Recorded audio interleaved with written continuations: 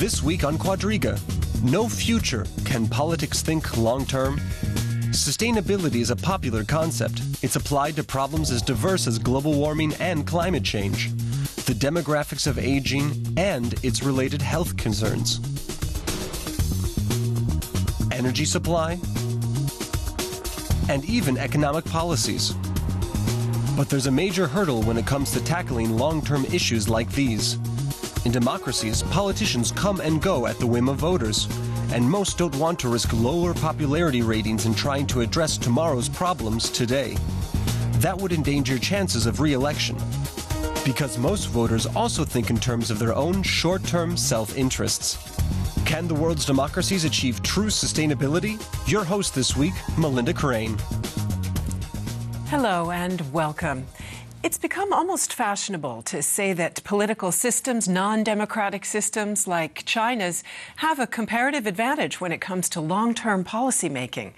Is that true? And how can we make political systems of all kinds more accountable to future generations?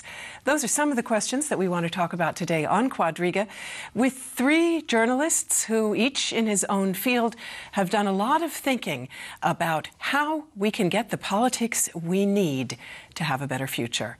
And they are Kevin Hoffmann.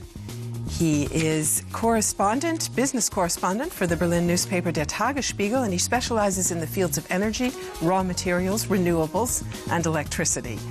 Quentin Peel is international affairs editor of the Financial Times. He's also responsible for leader and feature writing, and he's reported for the FT from Africa, Brussels, Moscow, and Berlin. And Ahmed Badawi is a research fellow at Berlin's Zentrum Moderner Orient. An Egyptian, he has worked for a variety of think tanks here in Germany and abroad, focusing on the Middle East and on Islam.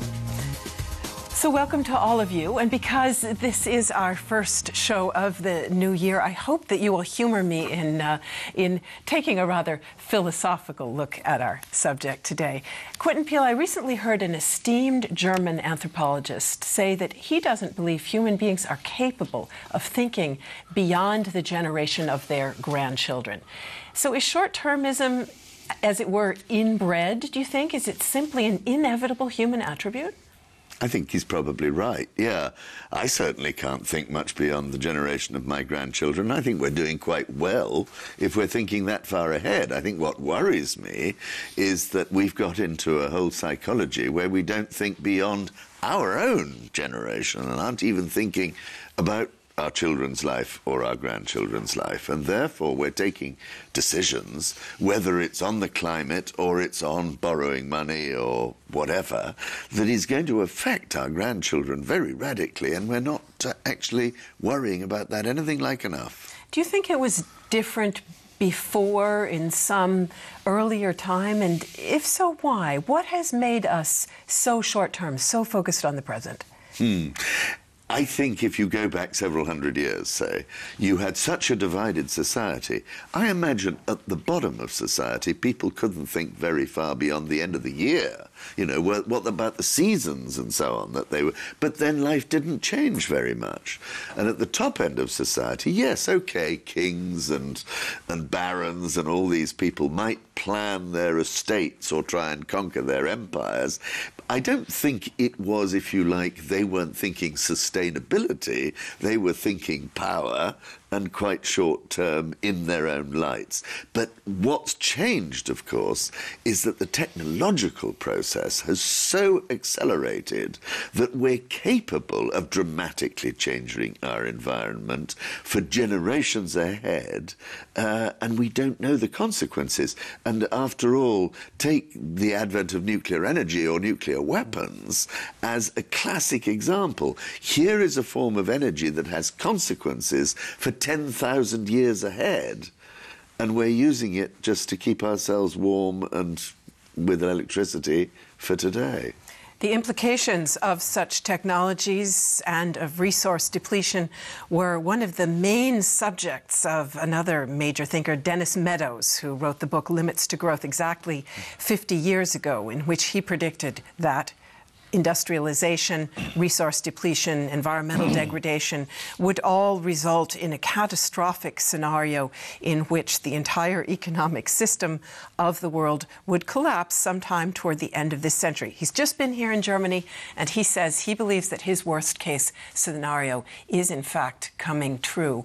What do you think, Kevin Hoffmann? Is that doomsdayism, or do you think Dennis Meadows just might be right?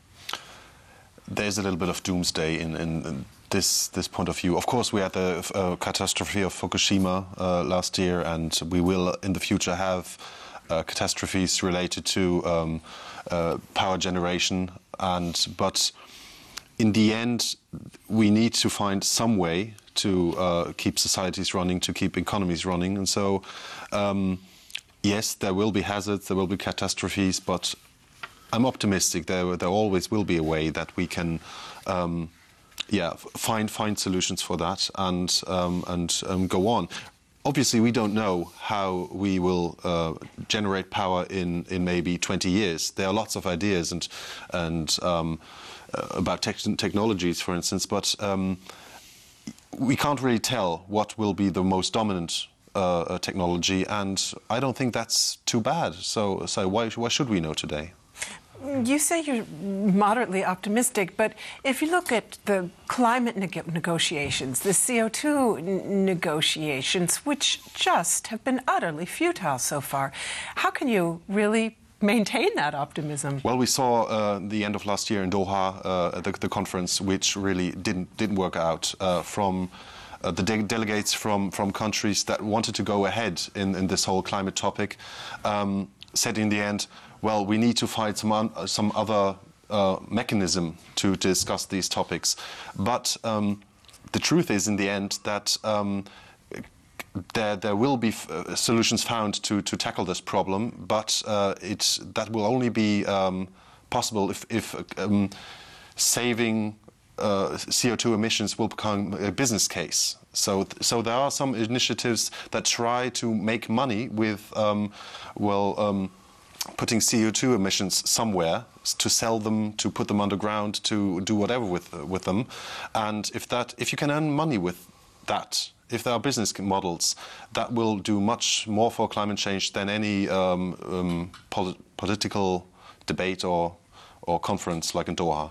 So you're saying ideally we need to wed the short-term interest with the long-term goal. Yeah, we'll come back. Basically, yeah. We'll come back to ways that we might think about doing that. But Ahmed Badawi, whether you're talking about a CO2 reduction regime on a global scale, or whether you're talking about solving the problems of the Middle East, perhaps with a two-state solution, whether you're talking about the EU and closer fiscal and economic integration, it seems like so often we know what the solution needs to look like, but we can't get there. Why?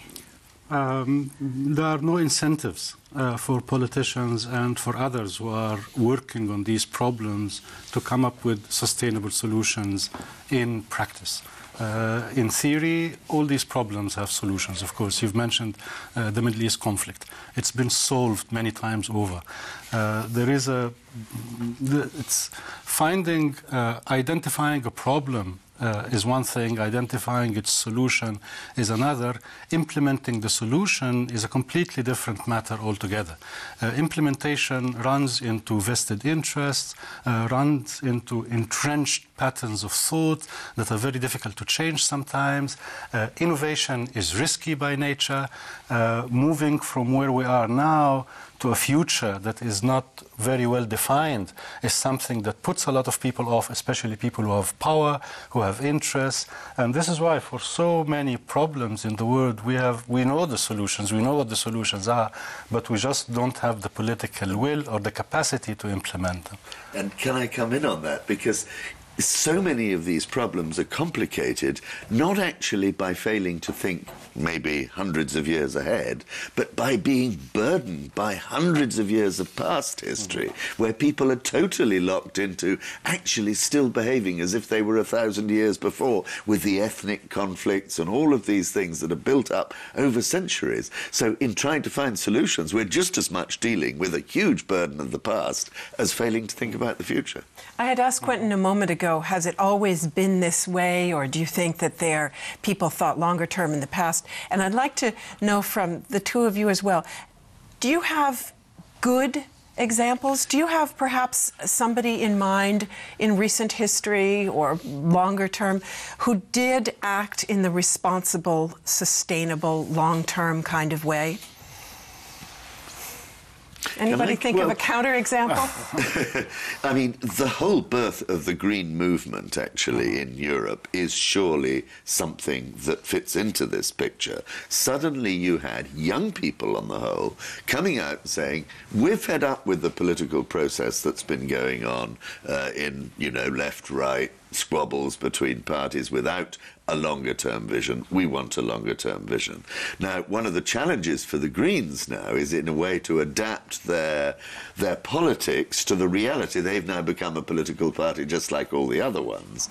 But I think that the rise of the Green movement, I mean, my children are only really engaged in politics when thinking about the environment. It's the one issue that actually gets them active, and I think that's very striking in the next generation. Yes, but because the Green Party is established now, and they have had to become active on other political fields, not only the environmental, they have basically become some sort of conservative party now, and obviously they can get votes in general elections and so on, but yeah, what you're saying might be right for the early days in the 1980s of the Green movement, but now, after 20, 30 years of the Green Party, you can't really say that they are acting more sustainable than other parties. Well, I mean, sustainability is becoming conservatism. And in fact, haven't they simply colored all the other parties green? We have a German government that ushered in the Energiewende, the transition away from fossil fuels and nuclear power to renewable resources. Quite a revolutionary step. And interestingly enough, and contravening the implicit thesis of our title, they did it in order to win an election, namely a local election. Pretty strange. Well, it might be some German speciality. Well, the connection to the environment, it's a winning topic, a political winner topic, and Chancellor Merkel, who was Minister for Environment in the 90s herself, pretty well knows that you can get votes in Germany with this topic, and there wasn't really any political party that would say, well, the energy transformation away from nuclear power to renewable energies is a bad idea. It was pretty much consensus that that should be done, and that's just 1.5 years ago when the major decisions were being made, and until now there's this consensus still is in place, but now people start to talk about energy prices. And because now people start to feel that this transformation has its price, and first questions are coming up whether or not this was really a very, very good idea for the long run to take our energy system, build it up again from scratch, basically, and that's what's going to happen. It's become very expensive, but I think it will become a success. So the question is the Energiewende itself politically sustainable? Ahmed Badawi, do you think that, from your international experience, do you think that some political cultures are more long-term minded, more sustainability-oriented than others? And is Germany one of them? Yes, but I'd like to go back to something you pointed to, this whole idea of co-opting progressive ideas and somehow digesting them and making them part of the mainstream in a way that make them lose their edge. You see that also in the Middle East. No one talks everybody in the Middle East now, especially in Israel and Palestine, everybody's talking about the two-state solution. The two-state solution was such a progressive idea 20 years ago. It was very much on the fringe, and now everybody is talking about it, and you can't imagine being in politics without talking about the two-state idea. The same thing that happened with the environment in Germany and elsewhere. But what is so progressive about these ideas now, whether it's the two-state solution or the environment, has become so much part of the mainstream, and they're actually being served not for their original progressive intention, but to make politicians win votes in elections for short-term purposes. This co-optation, this continuous co-optation of progressive ideas to tame them, to make them part of the mainstream, only to serve short-term political needs is a very big problem, and it's part of this incentive structure that does not help us to think long-term or to get rid of the burden of the past, as you rightly mentioned. But does that mean, in your view, the Energiewende would have no positive long-term implications and was simply used as a vote booster for that Baden-Württemberg local election? I have no doubt in my mind that this is the calculus of the politicians who keep talking about the Energiewende. Now, whether there will be long-term consequences for their short-term opportunistic behavior, of course, but do we have the capacity to even begin to predict what these long-term consequences are going to be? We just simply don't have the knowledge, the capacity, the mental know-how that would allow us to really predict anything for the long term. So maybe one way of putting it is, well, who cares about the long term?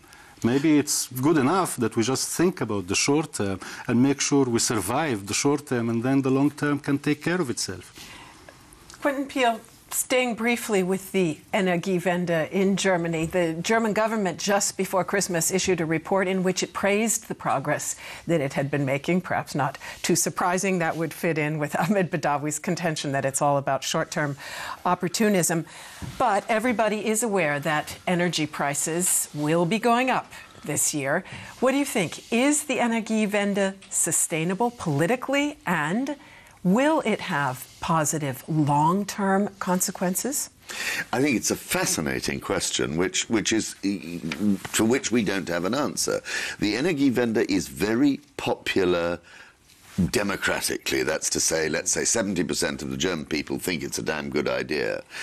It has caused consternation in big parts of the business community who are really worried that suddenly German energy prices are going to go way up above everybody else's energy prices, because France is still going to have nuclear energy and the world is still going to be gaily burning coal and everything else, except Germany's got to go down the route of wind turbines and everything else. So suddenly, is Germany going to cease to be the great export champion of the world and become a very expensive place to produce? It's a huge question which has been thrown down on the table. Now, that's one side of it. The other side is the defense of the Energiewende, which says everybody's going to have to go down this route. We know perfectly well, and Germany's going to get out in front of everybody else by doing it faster.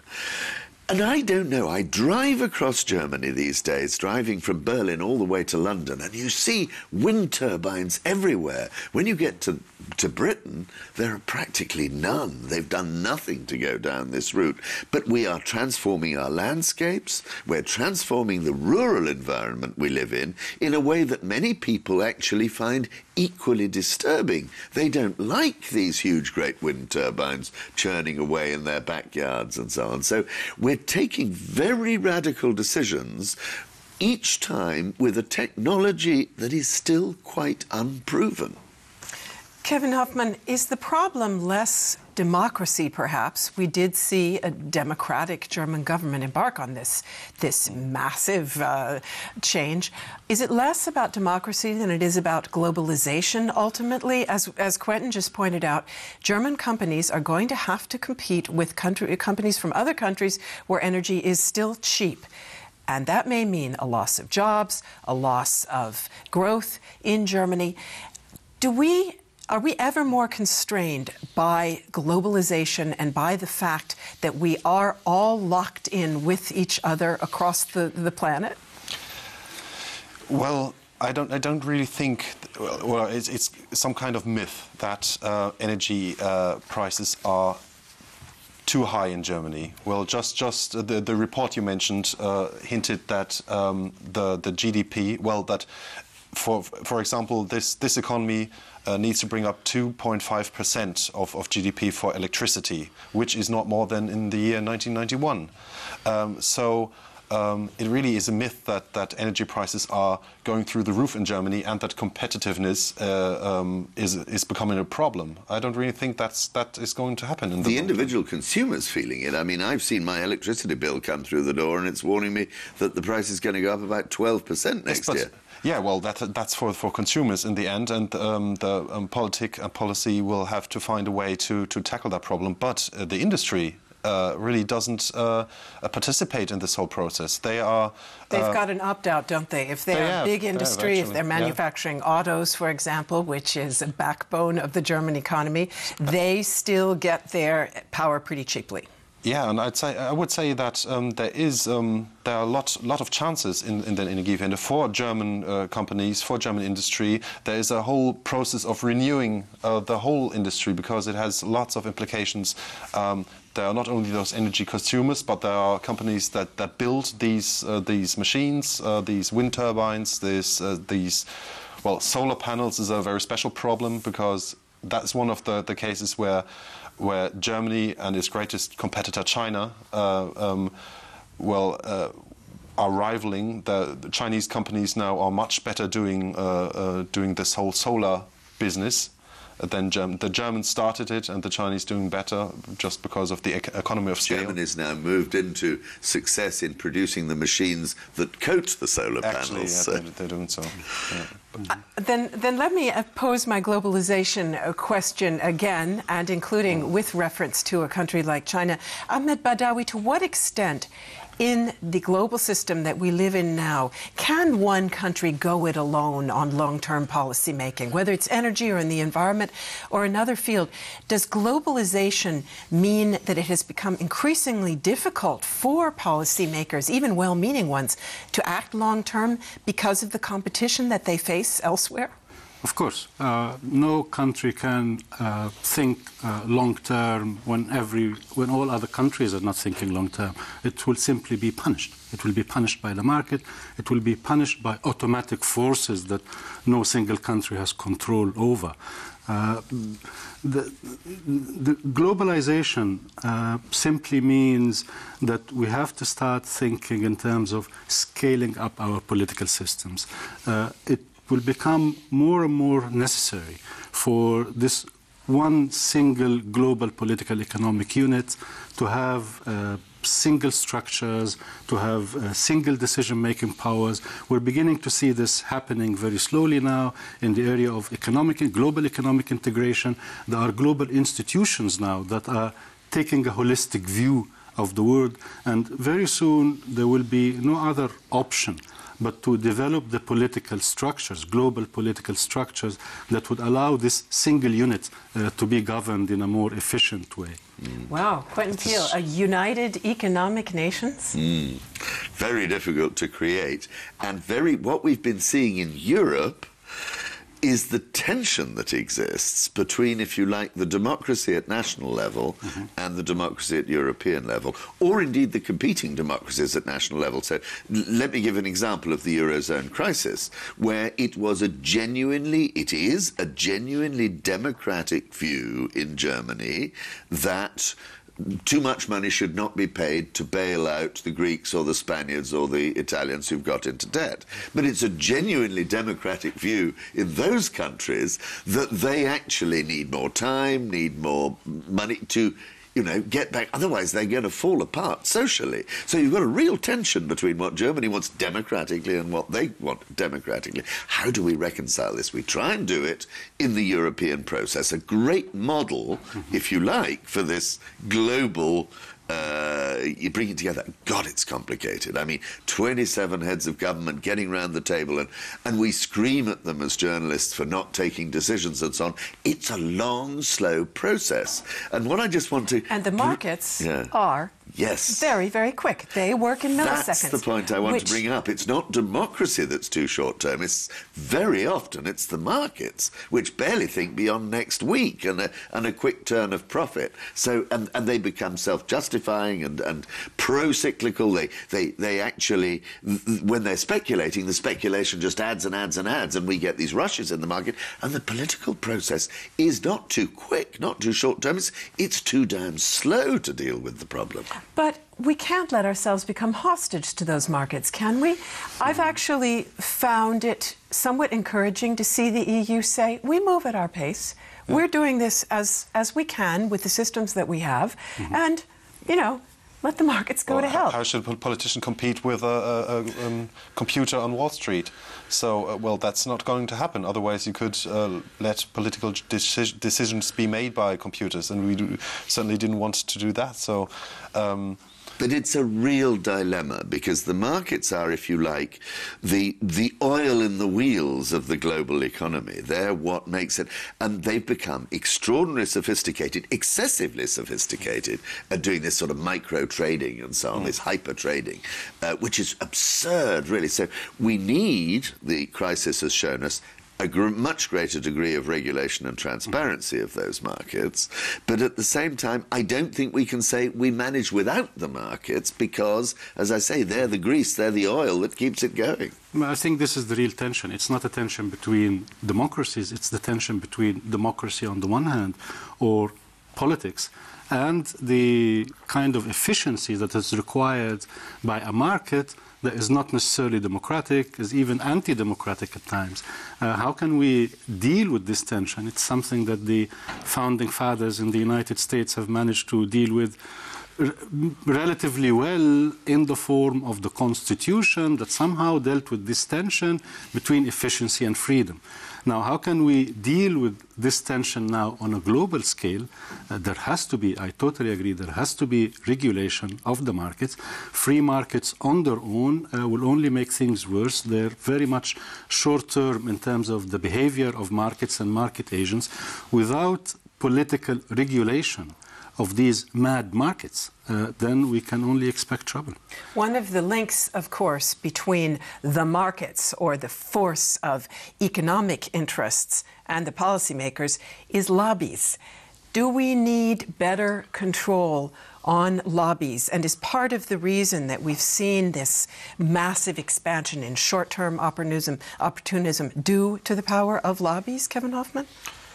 Well, to give the example of the Energiewende last time, one of the problems is indeed that there are too many governmental bodies, too many lobbies, too many local authorities involved in this whole process.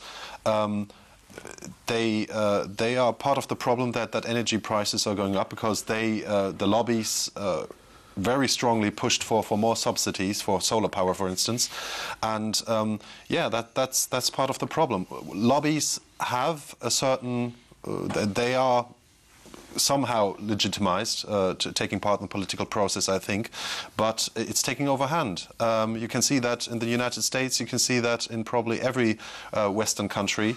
There should be a lobby. There should be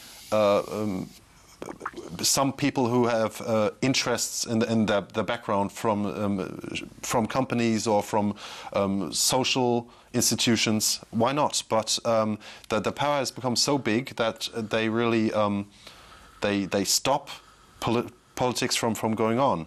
Really, then.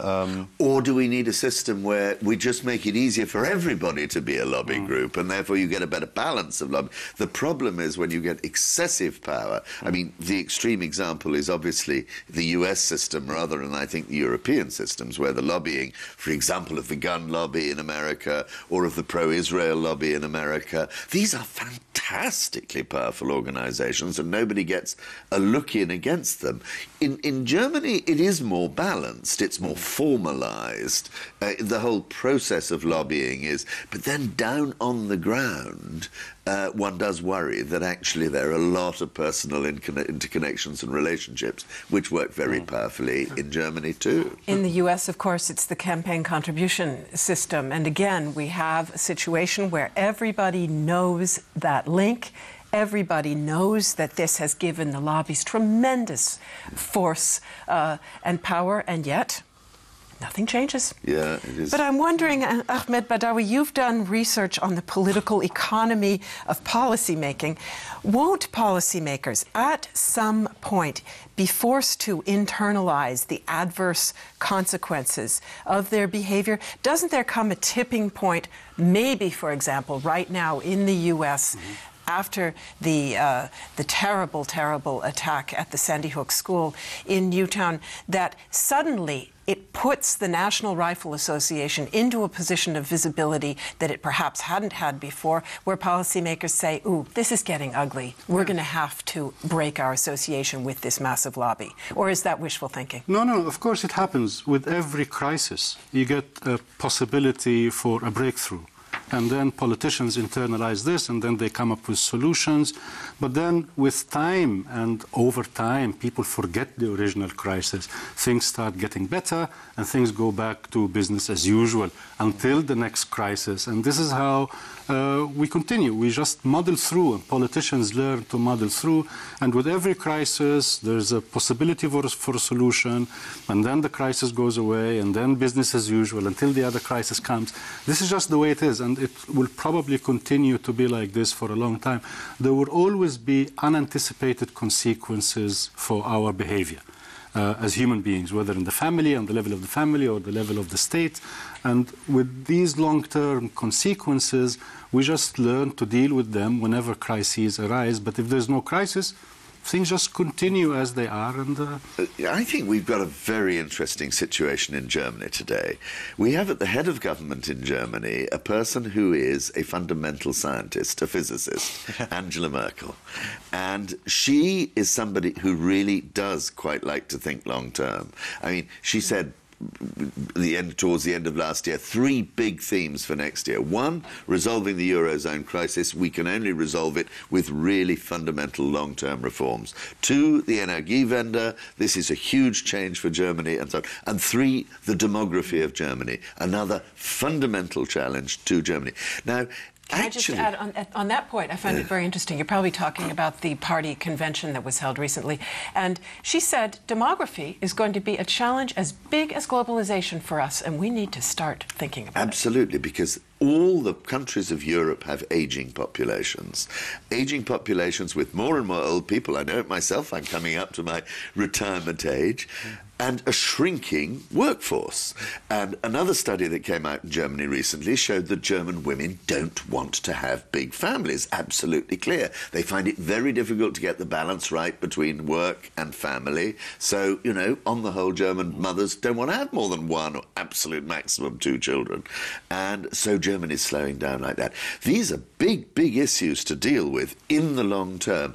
And the truth is, coming back to Angela Merkel, the German electorate appear to like her for thinking in this way, for being this rather infuriating, step-by-step, slow thinking, not the instant response. The trouble is, politics is still producing, and we'll see it throughout the election campaign. But Angela Merkel isn't really slow thinking. Yes, she's a very intelligent person, but what her style of politics is to let the discussion happen, waiting right to the end, until everybody has made their point, and then to draw some sort of decision where it's not even certain that that's going to happen anyway. So it's not long-term thinking really. It's long thinking and or slow thinking. Also, slow thinking. Kind of like the slow food movement. Let me jump to a different geographic region. Ahmed Badawi, your own country, Egypt, is in the midst of a cataclysmic transition to what many people hope will be democracy, but it's unclear at this point.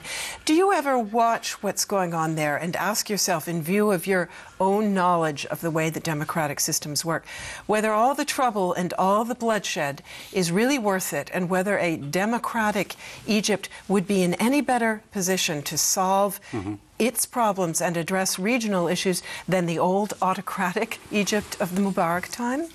I was really hoping that what would emerge in Egypt is something that would be a step forward relative to everything we know about how democracy works. We've seen how democracy works. We've seen the good sides of democracy, the negative sides of democracy as it is applied in Western Europe and in the United States. And my hope was that there would be something different, something new, that would emerge from this very creative, very energetic region. So far, I haven't seen anything. So far, I see attempts at repeating exactly the same mantras that we know: democracy, majority rule, constitution has to be so and so. There's no creativity. There's a shortage of creativity, and most probably the result would be something not terribly more efficient than what was there before, unfortunately. Don't you think what we've seen in Egypt is the old system had become so rigid that eventually the lid blows off. Then we have the process of revolution, incredibly uncomfortable. Actually, revolutions are not easy things. I was in Russia during the Gorbachev revolution. I thought Gorbachev was incredibly exciting, wonderful figure. The Russians hated him because he was calling everything into question. And then after the revolution, you have a very prolonged period, maybe 2 generations, of everybody trying to find a new stability again. So if you see things like that, certainly I wouldn't say that the autocracy was the better system for thinking long term. Autocracies become rigid and stuck in the mud. Kevin Hoffmann, let me just add one thing. You said before it's very difficult for a single country to do things differently when the whole world is operating in a certain way. What we're missing is not just long-term thinking. What we're also missing are linkages.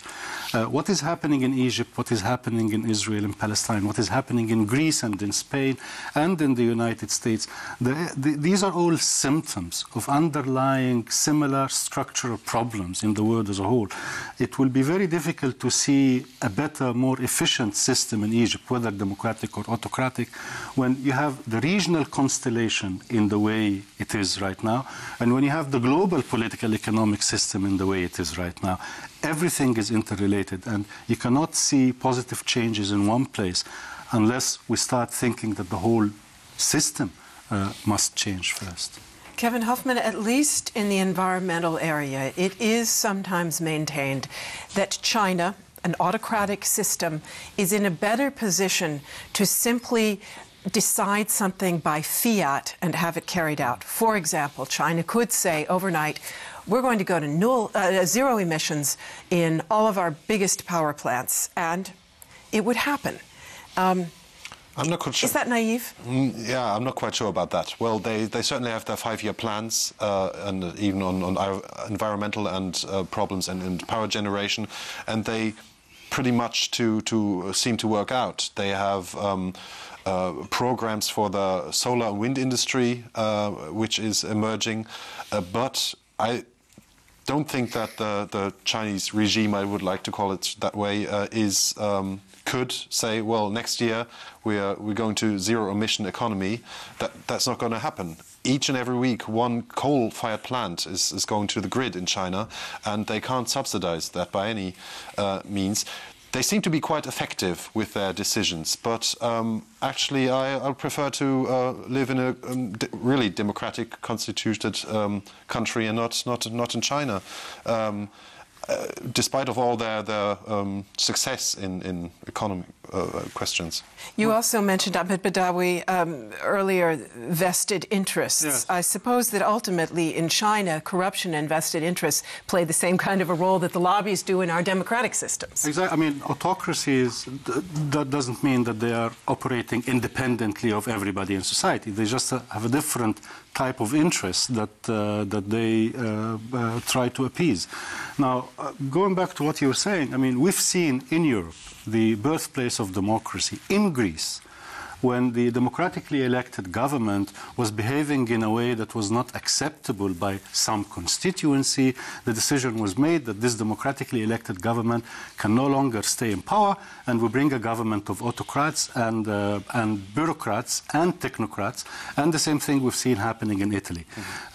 Democracy is problematic because the range of constituencies that a democratically elected government has to appease is much larger and much more more diverse than the range of constituencies that an autocracy will have to appease. And for the sake of efficiency, sometimes I would actually agree with you. Sometimes autocracies are much more efficient than democracies. We have to accept that. Provided they know when to quit. Provided they know when to quit and what to do. If they're there for a very specific, we've got to deal with this financial crisis, it's a 5-year job. I mean, I would argue with using the word autocrat about somebody like Mario Monti in Italy, who's, I think, a very instinctively democratic person, but he is a technocrat, yes, undoubtedly, and he knows perfectly well that the moment he feels his job is done, or that he's lost popular support, he will go.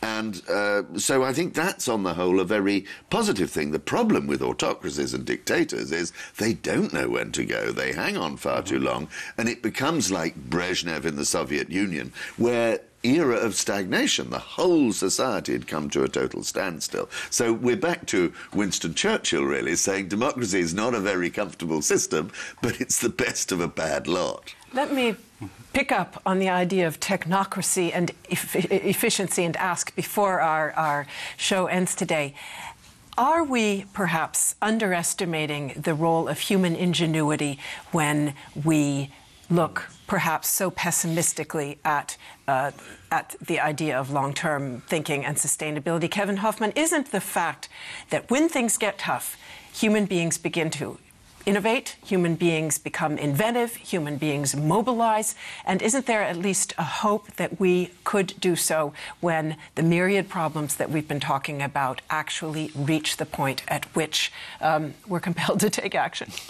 Well, there definitely is hope for our societies, and because as the Euro crisis or any crisis, let's go back to world wars, after that, our societies have always found a way to come back in what way or another. So I'm very optimistic that we can find solutions. And one part of the problem are we, media and researchers, because we should become more patient, I think. We should wait 1 year or two to look at the problem and then draw a conclusion from that. So sustainability starts right here with us. Thanks very much to all of you for being with us today. Thanks to all of you out there for tuning in, and a very happy New Year to all of us here in the studio and to you out there.